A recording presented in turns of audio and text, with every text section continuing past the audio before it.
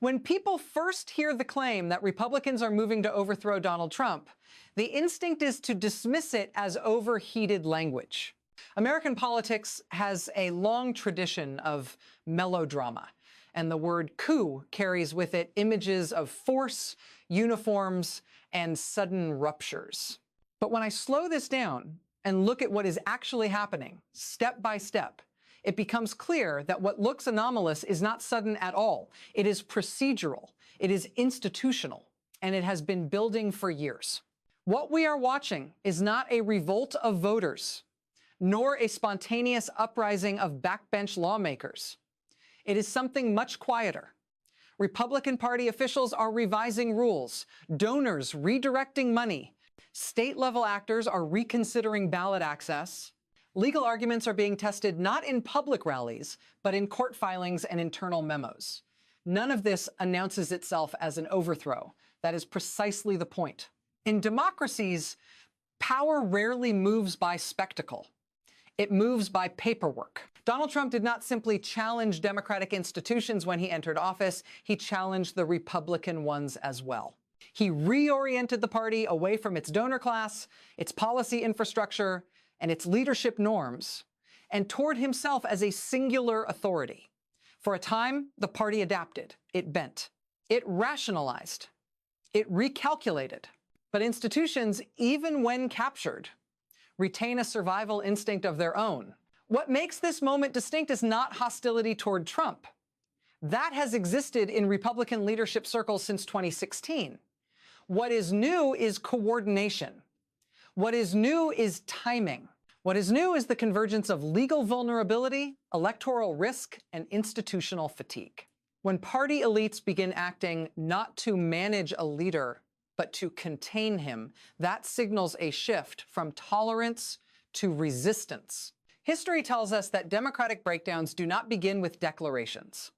They begin with reinterpretations of rules. They begin when elites decide that the normal outcome of democratic competition has become intolerable, and they begin when those elites believe they can act without triggering public backlash, because the process appears technical, boring, and lawful. That is why this moment matters. Not because it is shocking, but because it is familiar. We have seen this pattern before, not just abroad, but here, when institutions decide that preserving themselves requires sidelining the very figure who once carried them to power. When power shifts inside a democracy, it leaves a record, not always a dramatic one, and rarely a single document you can point to and say, there it is. Instead, it accumulates across filings, bylaws, donor disclosures, court calendars, and rule changes that appear technical until you line them up and read them together. That is what makes this moment legible, if you know where to look. The Republican Party is not a single entity. It is a network of state committees, national rules, private organizations, campaign finance structures, and legal frameworks that interact constantly but operate semi-independently. That complexity is often invisible to voters. But it is precisely what allows institutional power to move without ever announcing itself as such. When a party wants to elevate a candidate, it can grease the rails. When it wants to constrain one, it can narrow them. Over the past year, the activity has been concentrated in places most voters never see. Rule committees are debating eligibility standards. State parties are revisiting loyalty clauses and ballot access requirements. Litigation over primary procedures is framed as neutral governance questions rather than ideological disputes. Donor networks quietly signal where money will and will not flow. None of this requires a vote of no confidence. None of it requires public confrontation. It only requires coordination. This is how parties exert discipline when persuasion fails, not by arguing a leader out of power, but by changing the environment in which power is exercised. Control the calendar, and you control momentum. Control the funding channels, and you control viability. Control the rules, and you control legitimacy. Each step can be defended on its own as reasonable, legal, and apolitical. Together, they form a corridor that narrows until only one outcome comfortably fits. What is striking here is how familiar this pattern is to anyone who studies democratic erosion. The language is always procedural. The justification is always stability. The actors insist they are not choosing winners, only enforcing standards. But standards are never neutral when they are applied selectively, and procedure is never apolitical when it is activated in response to a specific threat. This is the paper trail of power. It does not shout, it does not threaten, it does not break the law. It simply reasserts control over systems that had slipped temporarily out of institutional hands. And once those systems are reactivated, personalities matter far less than process. To understand why this confrontation was inevitable, you have to separate something American politics often collapses into a single idea: the difference between a party and a person. Political parties present themselves as vehicles for candidates, but that is not what they are built to be. They are institutions first. They exist to endure losses, absorb shocks, and outlast any one figure, no matter how dominant that figure becomes. Donald Trump never treated the Republican Party as an institution he temporarily led. He treated it as a platform he permanently owned. From the moment he entered national politics, he bypassed the party's policy infrastructure, dismissed its expertise, and openly challenged its leadership hierarchy. Loyalty flowed upward to him, not outward to the party's rules or traditions. For a time, that arrangement worked.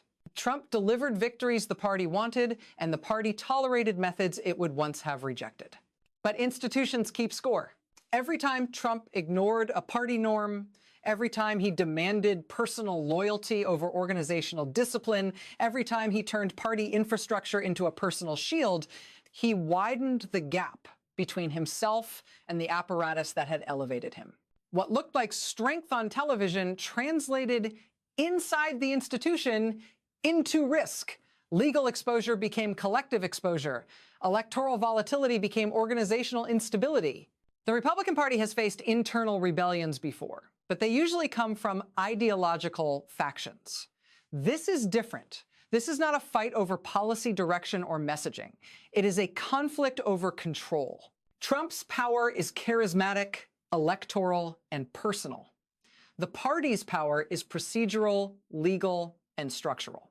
When those two forms of authority collide, history suggests the institution eventually asserts itself not out of principle, but out of self-preservation. What makes this moment especially fraught is that Trump's support among voters remains real and measurable. That puts the party in a bind. Neutralizing him risks alienating the base that gives the party its electoral relevance. Failing to neutralize him risks allowing one individual's vulnerabilities to define the party's future indefinitely. There is no clean resolution to that dilemma. So when you see party officials insist this is not about Trump, that it is about rules, standards, or electability, that is not evasion. That is institutional language. It is how organizations justify actions taken against individuals who have become too powerful to manage, but too dangerous to ignore. When people hear the word coup, they imagine something abrupt and unmistakable: soldiers in the streets, leaders fleeing, constitutions suspended overnight. That image is powerful, but it is also misleading. In established democracies, power almost never changes hands that way. It changes hands through interpretation, through legitimacy, through actors who insist at every step that nothing extraordinary is happening at all. Modern democratic coups are legalistic. They are carried out by people who know the rules well enough to bend them without breaking them. The language is not revolutionary, it is managerial, stability is invoked, risk is cited, responsibility is emphasized. And the public is reassured that procedures are being followed precisely because democracy must be protected from those who threaten it. What distinguishes this kind of takeover is not the absence of law, but the selective activation of it. Rules that sat dormant for years are suddenly enforced with urgency. Norms once treated as flexible become immovable. Discretion disappears, replaced by formalism. Each action, viewed in isolation, appears defensible. Together, they rewire outcomes without ever asking voters directly. This is why the comparison to foreign coups often fails. There is no single moment when you can say, democracy ended. There is only a sequence of decisions that narrows the field of acceptable choices until the outcome feels inevitable. By the time the public recognizes the shift, the process has already hardened into precedent. The historical record is clear on this point. Democratic systems are most vulnerable, not when institutions are weak, but when they are strong enough to justify extraordinary actions as routine governance. The actors involved rarely see themselves as subverting democracy. They see themselves as saving it from chaos, from extremism, from instability, from a leader they believe has outgrown the constraints of the system. That is the lens through which this moment has to be understood. If Republican officials are acting to constrain Donald Trump through rules, courts, and internal mechanisms, the question is not whether those tools are legal. They almost certainly are. The question is whether legality alone is sufficient to claim democratic legitimacy when the effect is to override voter preference without a direct vote. Coups and democracies succeed not because people cheer them, but because they are confusing, because they look boring, because they feel procedural, and because by the time anyone argues over what to call them, the power shift has already taken place. If you want to understand how outcomes are shaped long before ballots are cast, you have to look at three forces that rarely operate in isolation: money, law, and time. None of them votes. All of them decide what choices are realistically available when voting finally happens. The donor class is often misunderstood as merely ideological. In reality, it is intensely risk-sensitive. Large political donors do not require affection for a candidate, they require predictability. Legal exposure, brand volatility, and electoral uncertainty translate directly into financial hesitation. When donors begin to withhold money, it is rarely announced as punishment. It is framed as prudence. Budgets tighten. Commitments are delayed. Alternatives are quietly explored. Campaigns that once looked inevitable begin to look fragile, not because voters have moved, but because infrastructure has. Courts operate on a different axis, but the effect can be just as decisive. Legal challenges do not need to succeed to shape behavior. They only need to exist. Litigation imposes costs, slows momentum, and introduces uncertainty into timelines that campaigns depend on. Every hearing date becomes a question mark. Every ruling, even a narrow one, becomes a signal. Courts do not remove candidates directly in most cases. They reshape the terrain on which campaigns have to operate. And then there is the clock. Electoral politics is governed by deadlines that feel technical until you miss one. Filing dates, certification windows, convention schedules, ballot printing timelines. Control the calendar, and you control viability. Delay is not neutral. Delay favors institutions over individuals, incumbency over insurgency, stability over disruption.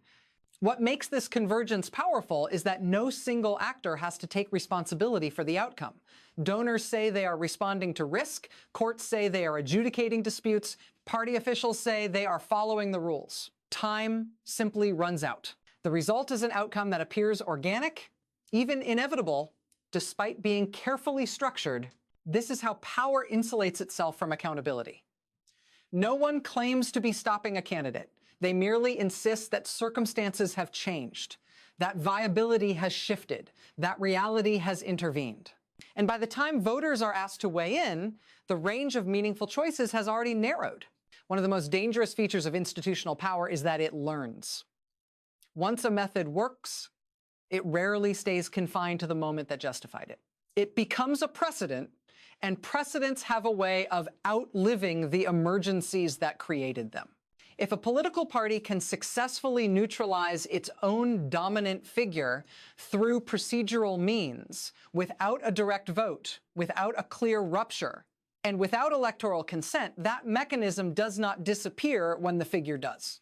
It becomes part of the institutional toolkit. The justification will always sound responsible: safeguards, standards, stability.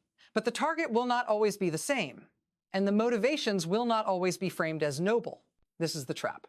Actions taken to contain an exceptional individual redefine what is considered acceptable governance for ordinary individuals, rules once described as emergency measures quietly become normal practice. Discretion becomes enforcement. Flexibility becomes rigidity. And future leaders inherit a system that is more controlled, less tolerant of deviation, and more insulated from voter disruption than the one before it. Democratic institutions rely on an unspoken bargain. Voters accept complexity and distance from decision-making in exchange for the assurance that, in the end, outcomes reflect their will. When institutions override that expectation, even with legal justification, the bargain weakens. Trust erodes not because people misunderstand procedure, but because they recognize when procedure is being used as a substitute for consent. The Republican Party may believe it is solving a problem, but it is also teaching a lesson. It is demonstrating that internal rules can supersede popular support, that elite coordination can reshape outcomes without public confrontation, and that legality can stand in for legitimacy. Those lessons will be observed, studied, and reused by future party leaders and by opponents who learn from the example. History is unforgiving on this point.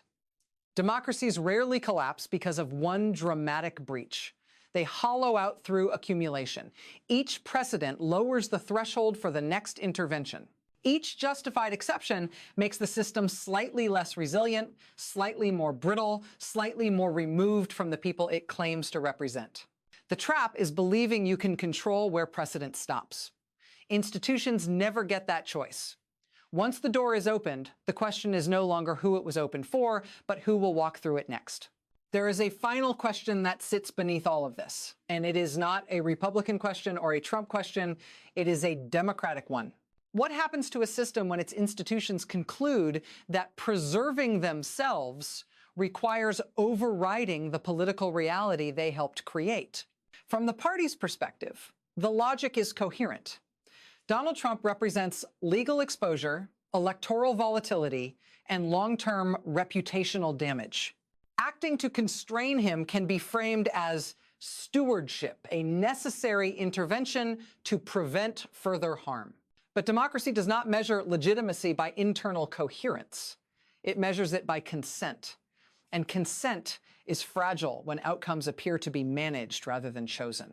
When voters believe that decisions are being made elsewhere in committee rooms, courtrooms, donor retreats, or procedural rulebooks, participation becomes symbolic. Elections begin to feel like formalities, ratifying choices already made. That is how disengagement starts. Not with outrage alone, but with resignation. The danger here is not that one party loses or wins. It is that citizens learn the wrong lesson about power. They learn that popularity can be overridden without a vote. That institutions answer upward before they answer outward. That legality is sufficient even when legitimacy is contested. Once that lesson takes hold, it does not stay confined to one political moment. Ironically, efforts to save the party may accelerate the erosion they are meant to prevent. Distrust migrates. Cynicism hardens. Voters who feel displaced do not disappear. They radicalize, disengage, or look for alternatives outside the system entirely. The institutional center grows stronger, but the democratic foundation beneath it weakens. Democracies survive not because institutions are clever, but because they are restrained, because they accept outcomes they dislike, because they trust voters even when voters choose disruption. The moment that trust becomes conditional, contingent on acceptable results, the system begins to hollow out. This is the cost that does not appear on balance sheets or court dockets. It appears years later in lower turnout, deeper polarization, and a public that no longer believes that procedure serves them. Saving a party may be possible. Saving democracy requires something harder: accepting risk, accepting loss, and accepting that legitimacy cannot be engineered without consequence. And that is the lesson this moment leaves behind, whether anyone involved intended it or not.